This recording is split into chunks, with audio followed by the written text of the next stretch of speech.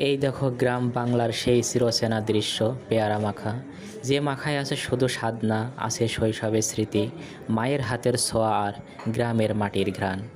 একটা পাকা পেয়ারা কেটে তাতে এক চিমটি লবণ, একটু মরিচ আর সামান্য চাট মশলা দিলেই হয়ে যায় এমন এক জাদু।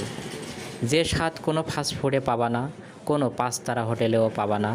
মাঝে মাঝে মনে হয় পেয়ারা মাখা যেন আমাদের গ্রামের একটা ইমোশন। বন্ধুরা বসে মাঠের ধারে, নদীর পাড়ে, এক প্লেট পেয়ারা, হাসির খিলখিল, গল্পের ঝড়, সব মিলিয়ে সেই দৃশ্যটাই যেন ভাইরাল করার মতো। যে হাত মাখে সেই হাসি ছড়ায়, যে খায় সে বলে, আরে ভাই, এইটা তো স্বর্গের স্বাদ। এই পেয়ারা মাখা শুধু খাবার না, এটা এক টুকরো বাংলার ঐতিহ্য, এক মুঠো গ্রামের ভালোবাসা, আর এক চিমটি শৈশবের মিষ্টি স্মৃতি।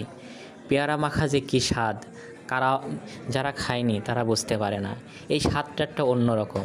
যারা গ্রামে থাকে, ছোটোবেলায় খেয়েছে, তারা সব থেকে বেশি মজা পায়। তাদের খাওয়াটা ছিল অন্যরকম। আপনাদের শৈশবটা কেমন কেটেছে আসলে বলতে পারবো না। আমাদের মতো করে যদি খেয়ে থাকেন তাহলে জানাবেন আসলে পেয়ারা মাখা আপনাদের কাছে কেমন লাগে, শৈশবটা কিভাবে কাটিয়েছেন, কোনো দিন এইভাবে পেয়ারা নিজেরা মাখিয়ে খেয়েছেন কিনা। আসলে পেয়ারা মাখা যে এত সুন্দর লাগে বুঝতাম না, কিন্তু সেই ছোটোবেলার সেই স্মৃতিটা আজও ধরে রেখেছি, যার কারণে সেই মর্মটা এখনও বুঝতে পারি। আপনারা কিভাবে মাখিয়ে খান সেটা আমাদের কমেন্টে জানাবেন। আসলে পেয়ারা মাখা খাইনি এমন লোকই খুব কম, কারণ হচ্ছে পেয়ারা মাখা সবারই প্রিয়, আমারও প্রিয়, আপনারও প্রিয়, সবারই প্রিয়। আসলে প্রিয় জিনিস যে মানুষ খায় না এটা কখনোই বলা যাবে না। প্রিয় জিনিসের স্বাদ আছে একটা অন্যরকম, যা ছোটোবেলা থেকে তার মনে লেগে থাকে। পেয়ারা মাখার স্বাদটা হচ্ছে সেই স্বাদ যা কখনো ভোলার নয়। পেয়ারা মাখা মনে হয় যেন সব সময় সামনে থাকুক, যখন মন চায় তখনই খাই।